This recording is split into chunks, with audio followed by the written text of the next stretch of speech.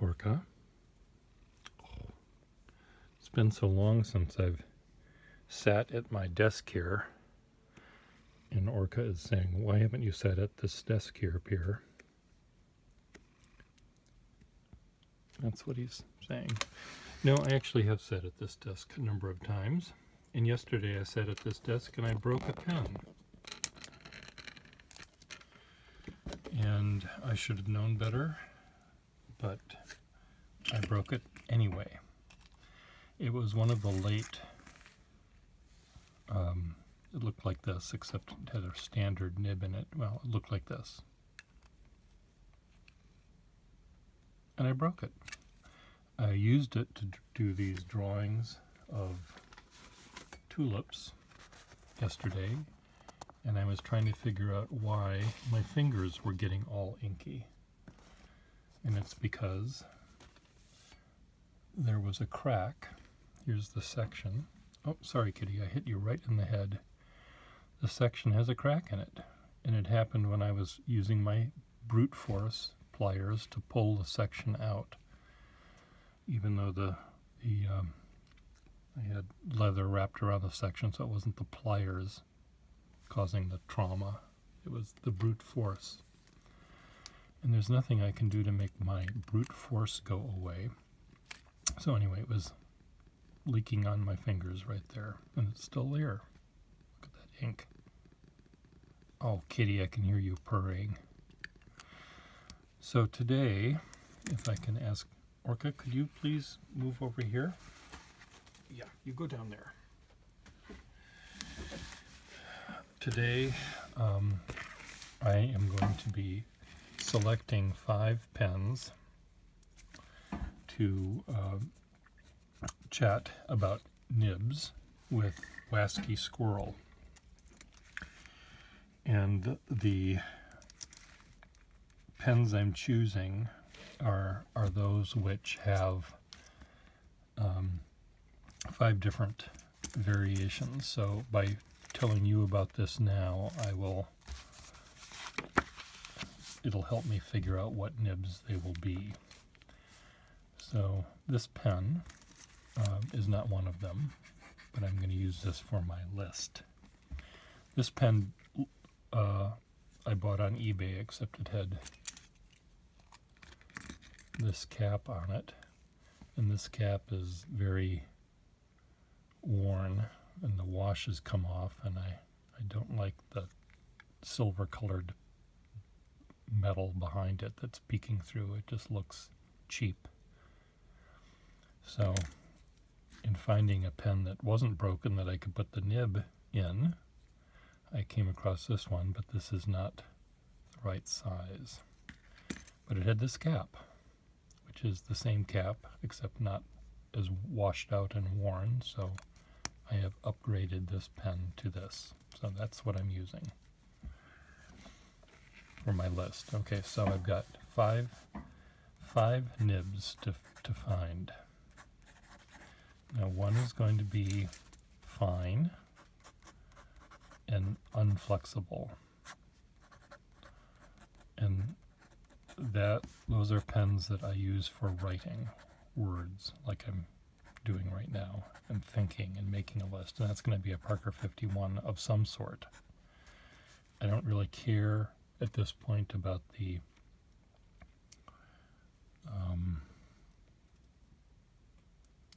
way the pen looks. And in fact, Wasky showed me the 5 pens he's going to be using, showing, and they're all very plain. He picked ones without consideration of their finish, as he calls it, the patterning or the color or the iridescent plastics and things like that. They're all very relatively plain. So I'll probably try to do somewhat the same to help focus on the important part for me and for him in this particular video. So 51 for the no flex. For a flexible nib, I'll have a pen that I use for drawing, for sketching, for rough and tumble sketching. And then I'll have a flexible nib that I might use for rendering. Now, there's a difference between this and that. Sketching is often out in the field and you're standing in the rain and you're cold and it's windy and your mind is trying to capture the torment of the bullfight that's in front of you, or the rain and thunder and lightning and nature around you. So that nib needs to be robust and ballsy, but flexible. For rendering, now this is when I'm sitting here in my desk and I'm more careful about doing things, and I'm using lines that are more standardized. Usually these are drawings I do that are going to be later used for reproduction. If I'm drawing a cat that's this big and it's going to be reduced to this size for an engraving, I'll use a different kind of a pen than the robust one that maybe is a little less flexible, a little finer, maybe a little more delicate.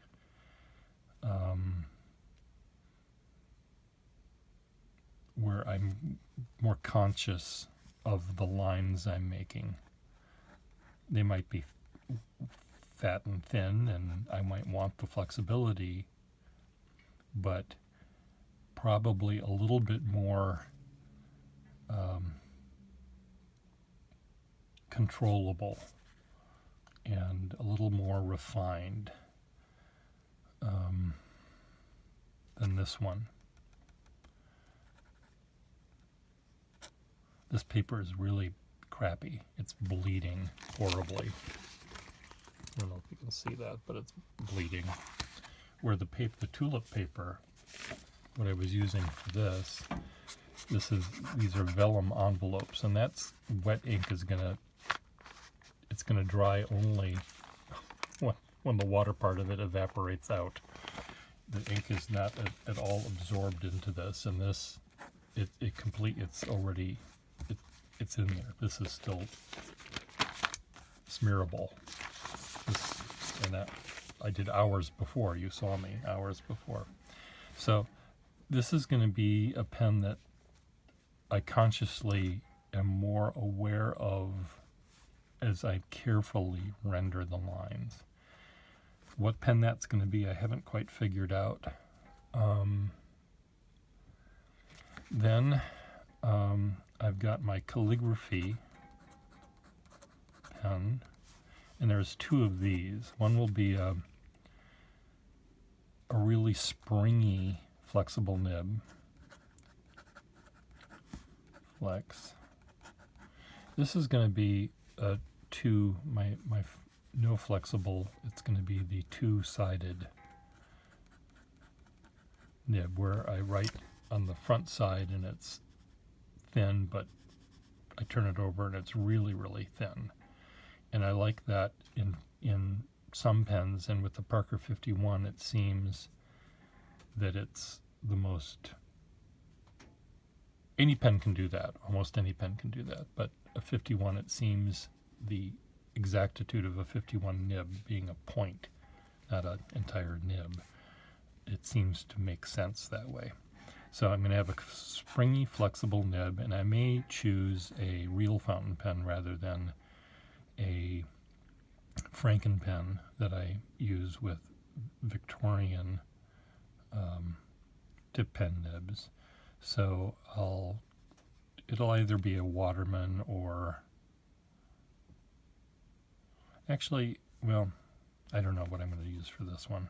I could use an actual Schaefer very flexible fountain pen nib that I'm afraid of using, and I don't really want to show a nib that I'm afraid of using. So I don't know what this one's going to be. Then I'm going to have a calligraphy pen that I use when I want to use sort of broad nibbed thing, broad nib. So this is going to be for doing italics or Old English, which I don't do often. And when I do have to do it for work, it's usually doing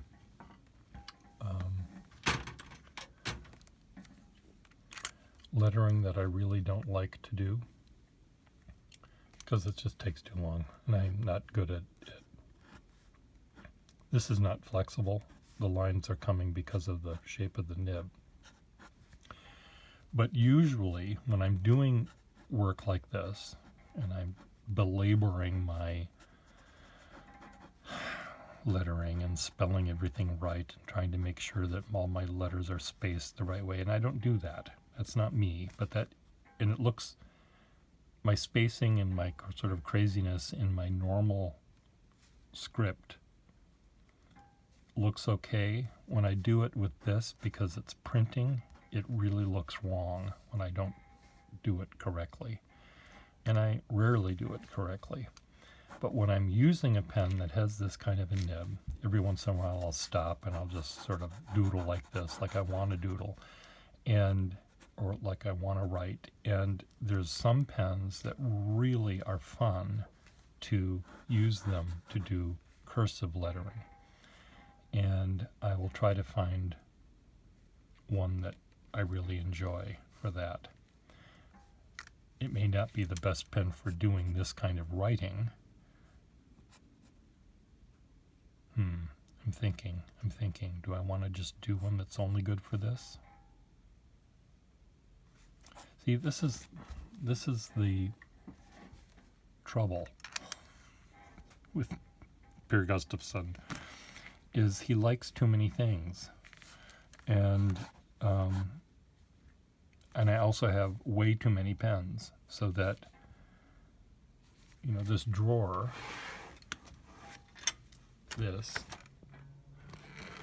that's full of stub-nibbed pens, which I rarely use. So I need maybe 3 in my life. But this one pen is going to be just slightly different from that other pen, and I can't say goodbye to either one. And then I bring out a third, and then that's different from the first 2, and I can't say goodbye to any of them, so I end up keeping them all. So a broad nib. Now what I might do, because again I have so many, even though this is going to be adding a level that I don't know whether I want to do. Again, it all depends on, I'm going to be a guest on Wasky's YouTube channel, and I'm going to let him be the boss, and he'll direct as best he can the conversation to be about nibs in a certain way. And I'm very curious to see how he writes and what nibs he chooses. His writing samples are pretty standardized to him. One looks similar to the other. He doesn't often, at least in the samples he shows, he doesn't draw or make his letters 3 times bigger sometimes and really tiny other times. They're all sort of standardized within the lines of the journals he uses. And that's how probably most of you write. You have a certain size that you like, and to change that size you find it distracting. I have a feeling that in his case he prefers certain regularity in that aspect, whereas the work I do, whether it be drawing or writing or calligraphy, sometimes I'm doing calligraphy on certain kinds of envelopes, other times they're different envelopes that have a texture, and they're all different, and I sort of enjoy that range.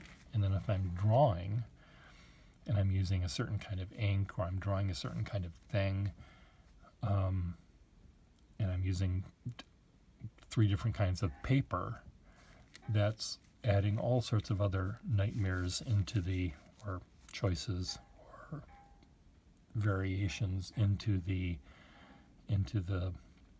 mix, which sometimes are fun, and sometimes I'll be, I might take this pen to do a particular job or a particular drawing, and I've selected it. I put green ink in it because it's a green pen, and it's easy for me to remember that green ink is used in the green pen. Of course, I know I've dipped it in black, so screwed that up. And I get the paper and the envelopes are here, and I print up the wedding list, and then I start doing the writing, and I think, oh God, this pen is awful on this paper. For whatever reason, it's awful. And then I have to go back to the drawing board and find a pen that works, or ink color green that works, or whatever it is. There's a lot of factors that pull me out of this regularity. If I only wrote, and I didn't do calligraphy, if I only wrote novels or dirty limericks or whatever it might be, I might find a particular paper that is perfect, and I don't need to ever buy another kind of paper. It's going to be Rhodia, period. And right now I'm trying to imagine myself saying that, and yes, it works with peanut butter. I buy the Skippy Creamy, and that's it. I used to, back in the olden days when I needed toothpaste, I would go to the toothpaste aisle, and there was Crest or Colgate or Arm & Hammer or whatever the 4 or 5 choices were. And now you go down the toothpaste aisle, and it's like I have to get a degree in physics to understand what the hell 3D means. What does 3D toothpaste mean? Or HD, high definition, 3D, extra white, extra tartar, extra gum, all of these choices, and I want to throw up. My brain just fizzles because I want to have 4 choices, and I want to have the one I want, whatever that is. I don't even remember what toothpaste I used to get because now I've been polluted by all of these choices. But if I only did drawings on paper that were going to be used for reproduction, for engravings, I probably would find a Bristol board, a smooth Bristol that I would use, and that would be it. Period. Done. End of story. I got distracted. I don't know what I'm talking about. But yes, I do. I remember now what I'm talking about. Sometimes when I do select a pen for a particular job, I forget that I also have to be cognizant of the paper I use. So a pen might be perfect for one task, and I find that it doesn't work for the same task, but with one variable. This paper, these envelopes I got to address are completely wrong. I have to find a completely different pen so that I can write with them, write them, address them. So anyway,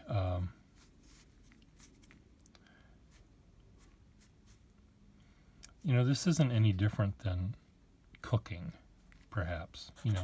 A chef needs more than one knife. You need the serrated, you need the paring, you need the this, you need the one that cuts through bone, you need one that slices tomatoes without boneless tomatoes that don't have, you know what I mean. They need 5 knives or 10 knives. You know, those little wooden things that have the slits in them. Whatever that number of slits is, that's probably how many you actually need to be a good cook. Not a master chef, but just a good cook. You need that many. Now, if you're a master chef, you need 20 times that many, probably, for whatever reason. Or maybe not, I don't know, I'm not a cook, but I don't know what I'm talking about. Or someone that, you know, if you go into a machinist's garage, they will have their tools, and one wrench doth not a toolbox make. You need to have a bunch of wrenches and a bunch of screwdrivers. And that not just Phillips and Standard. Phillips and Standard. You need the Allen wrench, and you need the hexagonal Allen, or the octagonal Allen wrench, or whatever they have. You need the short one, and you need the long one. You need the one that's shaped like that, so you can get into the carburetor the right way. And the same thing with pens. I just need this many. So to select out of the dozens and hundreds, and in fact thousands of pens I have, to select 5 to talk about, I could just pick 5 fine ones. I could probably have 50 fine pens that are inflexible, but are all different to me. And it's very difficult to select just 5. So WASCII's putting me to work. But I like this. It allows me to ponder my collection and to revisit some of these that I don't normally use. I haven't had a calligraphy job in forever, but this is the one that I use the least. This kind of pen, because I don't do that kind of lettering. So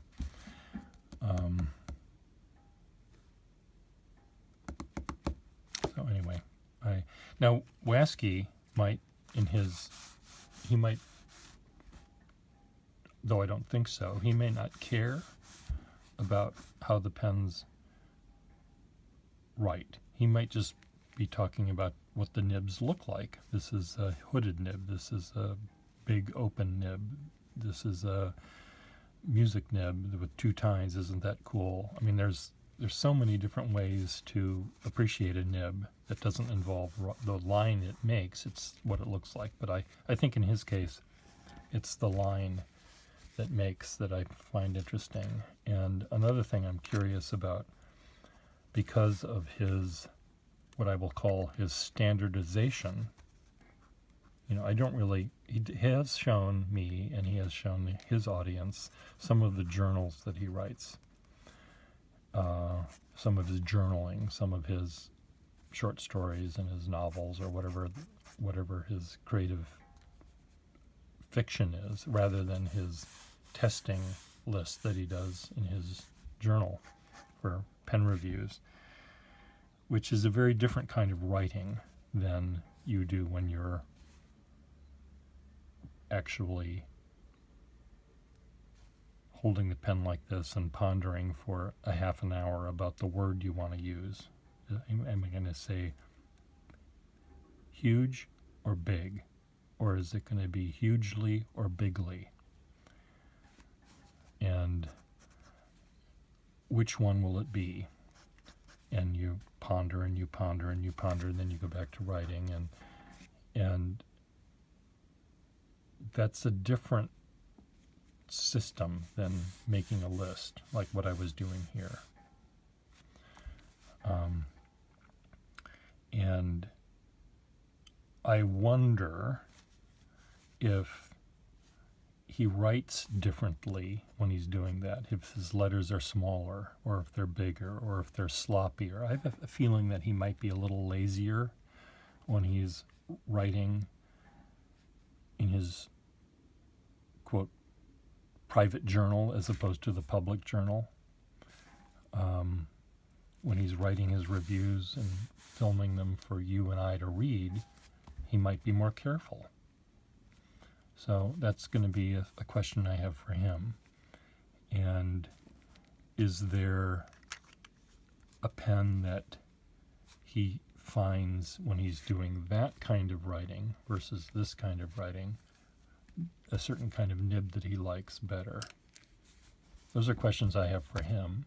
He may not know in advance what his response is going to be, or he might know immediately. Oh yes, of course it's different, Pierre Gustafson. How could you possibly think that it wouldn't be? I use this pen for this, and I use that pen for that, and I use... but most of the time, I only see this one purpose, this one result of the pens he reviews. Whereas people that watch me know that I do lots of different kinds of things with my pens, and I sometimes will draw very carefully, sometimes I'll draw very aggressively, sometimes I'll draw sloppily, lazily, sometimes I'll draw very intentionally. Same thing with the way I write, because of the scripts that I have to imitate. So the range of what I do with all of the pens I have, not with every pen, but with all of the pens I have, I do lots of so many different kinds of things. And most of you, and I think Wasky, do, unless you're artists as well as writers, you don't use your pens for drawing. So you don't need to understand that part of my thought processes necessarily. If you only draw and you never write with a pen, you'd write on your devices. That's another